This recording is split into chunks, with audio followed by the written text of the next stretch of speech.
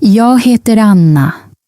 Jag är 31 år gammal och arbetar som lärare i en liten stad.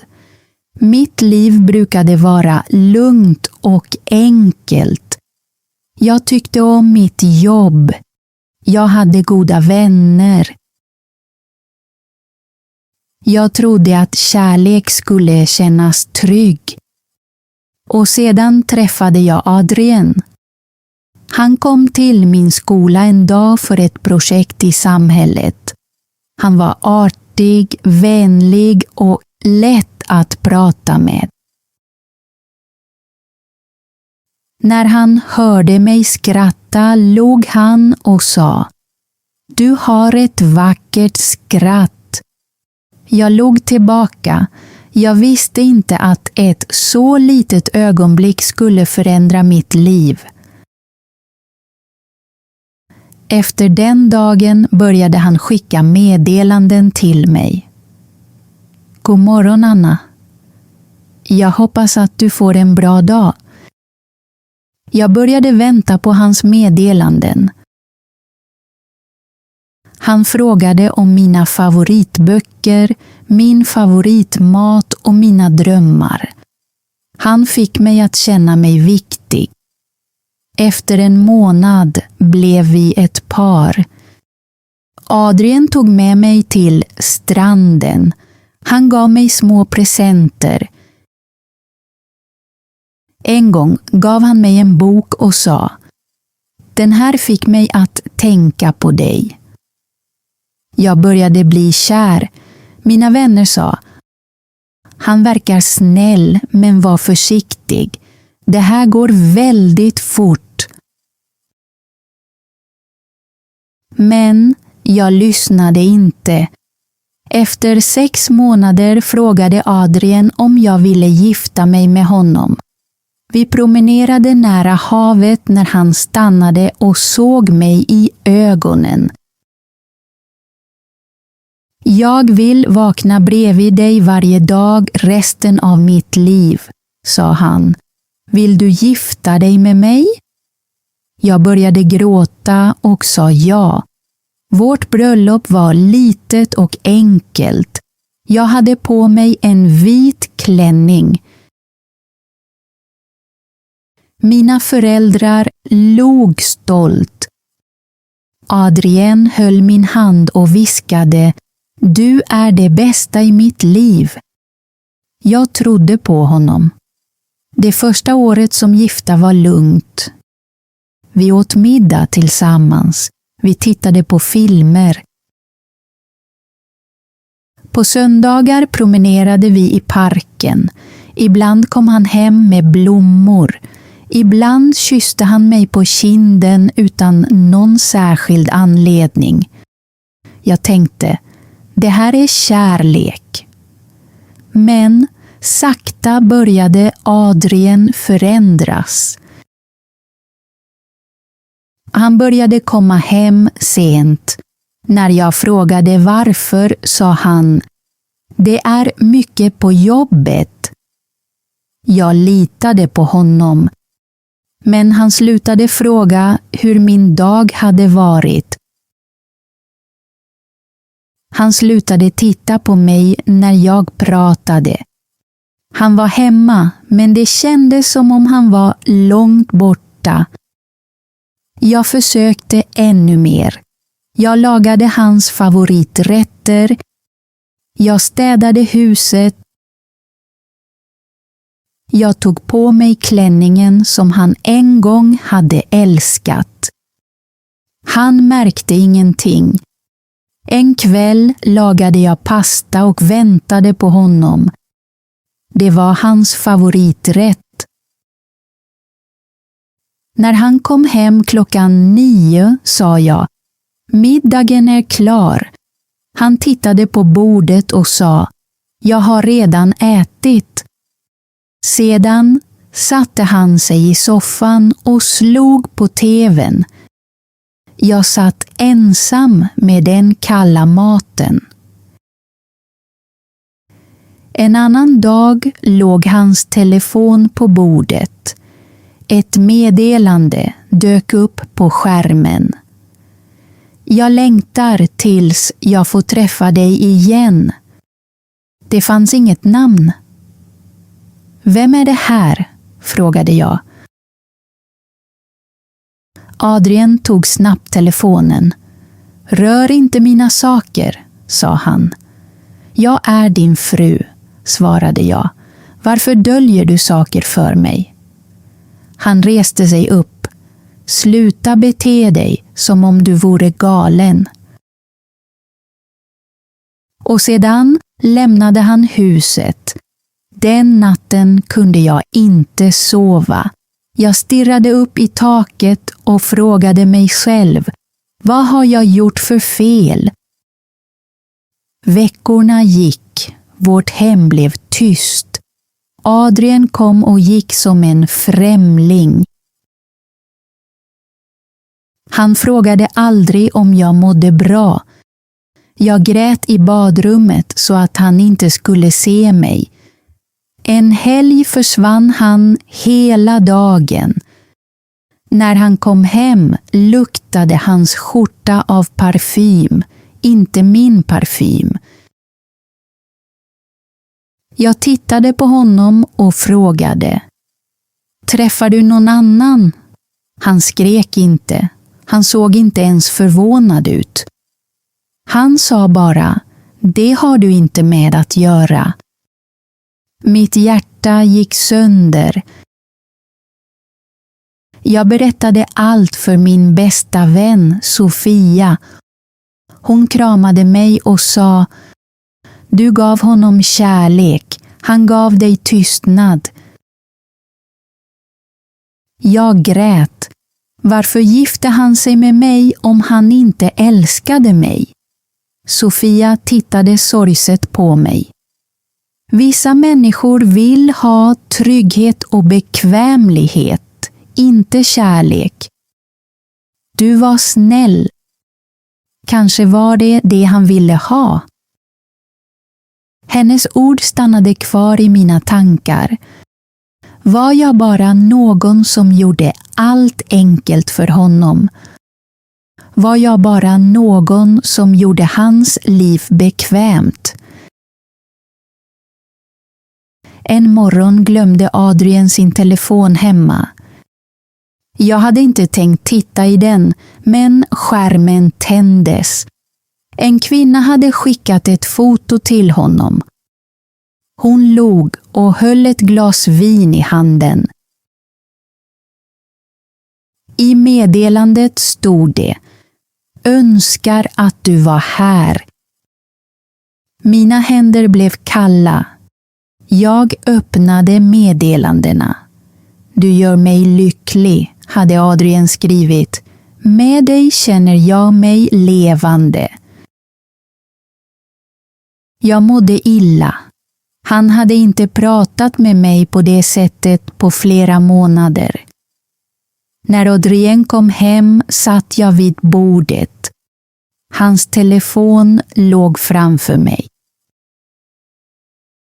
Han tittade på den och sa: har du gått igenom min telefon? Jag såg tillräckligt, sa jag. Han bad inte om ursäkt. Han sa bara: ja, nu vet du. Jag stirrade på honom. Varför gifte du dig med mig?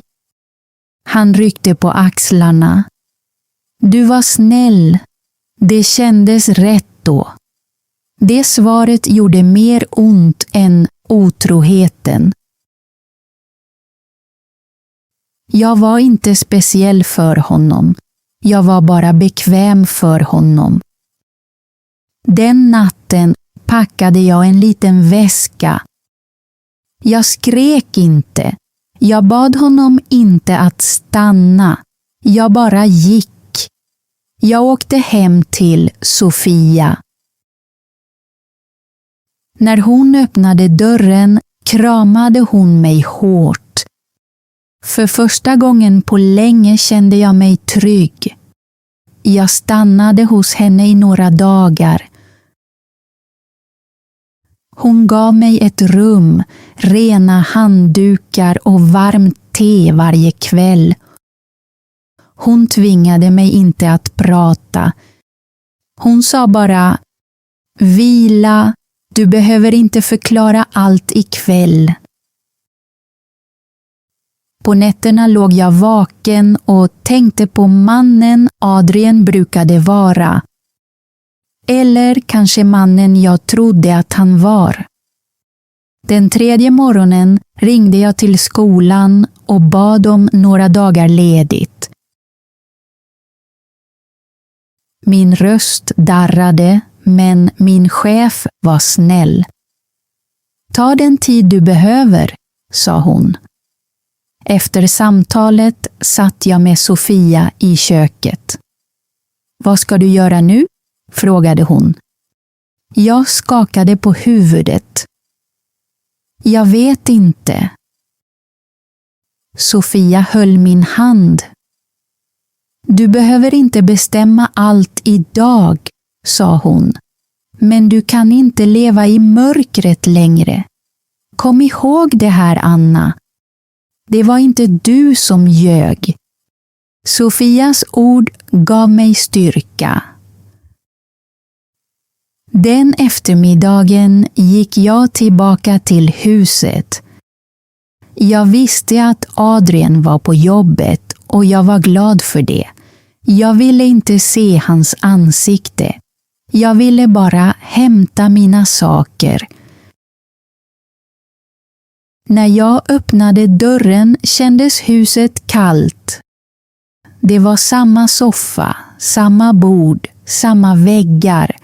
Men det kändes inte längre som ett hem. Jag packade mina kläder, mina böcker och min favoritmugg. Sedan tog jag av mig vigselringen och lade den på bordet. Jag skrev en kort lapp. Du förstörde något som jag gav dig med kärlek. Du tog inte hand om det. Jag hoppas att du en dag förstår det. Sedan gick jag. Den natten grät jag igen, men inte som förut. De här tårarna var annorlunda. De var inte fyllda av förvirring. De kom från sanningen. Jag stannade hos Sofia i en månad. Under den tiden läste jag böcker, tog långa promenader och satt vid fönstret. Jag såg träden röra sig i vinden. Livet kändes långsamt, men lite i taget började något inom mig vakna till liv igen. En morgon sa Sofia: vi går ut och äter lunch. Jag känner inte för det, sa jag. Hon log. Du behöver lite frisk luft, Anna. Kom igen. Så vi gick till ett litet café nära sjön. Det var lugnt. Några människor satt utomhus med böcker och kaffe. Medan vi väntade på maten kom en man in. Han såg ut att vara ungefär i min ålder. Han log mot servitören och sa: det vanliga, tack. Sedan satte han sig nära oss och öppnade en anteckningsbok. Efter några minuter frågade han servitören: kan jag få extra honung i mitt te? Min mamma säger att honung hjälper ett trött hjärta. Jag log utan att tänka på det. Han märkte det. Förlåt, sa han vänligt. Sa jag det för högt? Nej, sa jag. Det var fint. Min mamma brukade säga något liknande också. Han log. Mammor vet allt. Sedan fortsatte han att skriva. Vi pratade inte mer den dagen. Men för första gången på flera veckor kände jag mig sedd. Senare sa Sofia: han verkade snäll. Jag log lite. Bara lite. Det är mer än igår, sa hon. Under de följande veckorna gick jag tillbaka till kaféet. Ibland såg jag honom där. Han hette Daniel. Han var författare. Han brukade komma till kaféet för att arbeta på sin bok. Vi pratade inte alltid, men när vi gjorde det kändes det enkelt. En dag frågade han vad jag arbetade med. Jag är lärare, sa jag. Det är ett vackert yrke, svarade han. Du hjälper människor att växa. Jag log sorgset. Ibland undrar jag om jag själv har vuxit. Han tittade vänligt på mig. Du växer nu. En eftermiddag frågade Daniel: får jag följa dig hem? Jag sa ja. Vi höll inte varandra i handen. Vi pratade inte om kärlek. Men jag tyckte om hur han gick bredvid mig. Inte framför mig, inte bakom mig, bredvid mig. När vi kom fram till Sofias dörr sa han: tack för att jag fick promenera med dig. Jag sa: tack för att du är snäll. Den natten tänkte jag på Adrien för första gången på flera dagar. Men smärtan kändes mindre nu. Den fanns fortfarande kvar, men den styrde mig inte längre. Några dagar senare besökte jag mina föräldrar. Jag hade inte berättat allt för dem. Jag hade bara sagt att Adrien och jag behövde tid ifrån varandra. Min mamma kramade mig länge. Min pappa gjorde kaffe och sa: du kan alltid bo här om du vill. De var oroliga, men de tvingade mig inte att förklara. Den kvällen satt jag utomhus med min mamma. Himlen var rosa och orange. Hon höll min hand och frågade: är du trygg? Jag nickade. Jag är sårad, men jag är trygg nu. Hon log sorgset. Det räcker för mig. Hemma hos Sofia började jag skriva igen. Innan jag gifte mig älskade jag att skriva små dikter och korta berättelser. Efter att jag gifte mig med Adrien slutade jag. Kanske glömde jag bort mig själv. Nu skrev jag några rader varje morgon. Även om de inte var perfekta hjälpte de mig att känna mig som mig själv igen. Daniel fortsatte att komma till kaféet. Ibland tog han med sig en blomma till mig. Ibland berättade han en rolig historia. Vi blev vänner. Bara vänner. Och det kändes tryggt. En dag sa han: du har en lugn styrka. Jag visste inte vad jag skulle säga. Den kvällen tittade jag på mig själv i spegeln. Jag såg fortfarande trötta ögon. Men jag såg också någon som var modig. Någon som hade lämnat ett kallt hem. Någon som hade valt värme. någon som hade lämnat smärtan bakom sig trots att hon var rädd. En morgon såg jag ett mejl från Adrien. Kan vi prata? Det var allt. Ingen ursäkt. Ingen vänlighet. Bara 4 ord. Jag väntade 2 dagar innan jag svarade. Vad vill du säga? Han svarade. Jag saknar dig. Jag gjorde ett misstag. Några månader tidigare hade de orden fått mig att bryta ihop. Men nu var mitt hjärta lugnt, så jag svarade inte. Den helgen besökte jag min syster. Hennes barn sprang fram till mig och ropade Moster Anna! Jag kramade dem hårt. Deras kärlek påminde mig om att kärlek fortfarande kunde kännas bra. Min syster tittade på mig och log. Du verkar må bättre. Kanske gör jag det, sa jag. På vägen hem tänkte jag på Adrien. Jag tänkte på lögnerna, tystnaden och det kalla sättet han hade behandlat mig på.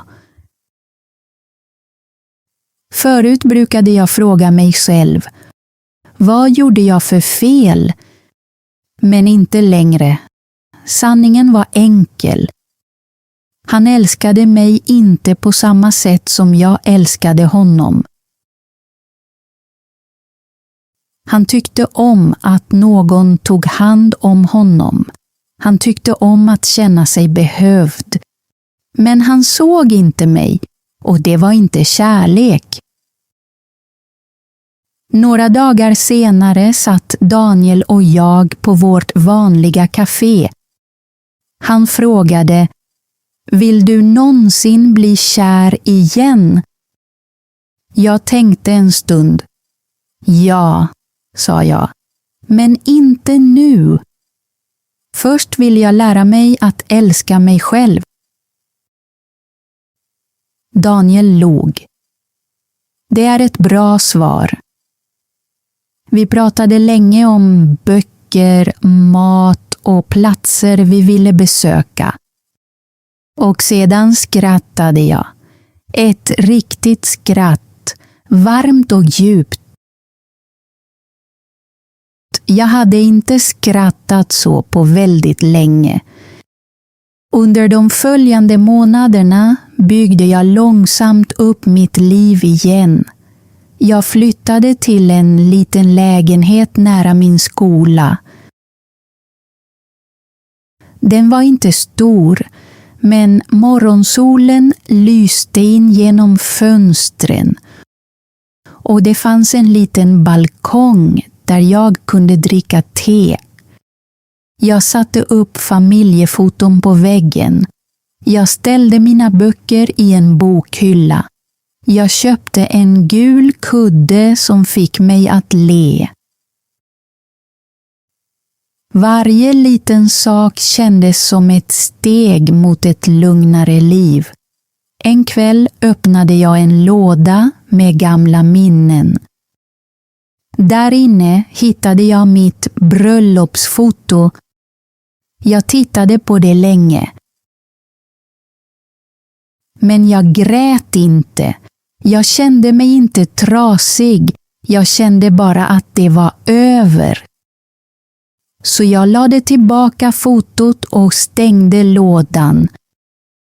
En dag i skolan frågade en elev mig, Fröken Anna, varför har du ingen ring? Jag log och sa, ibland måste man ta av sig fel ring innan ett nytt och bättre liv kan börja. Daniel och jag fortsatte att vara vänner. Kanske blir det något mer en dag, kanske inte. Jag oroar mig inte för det längre.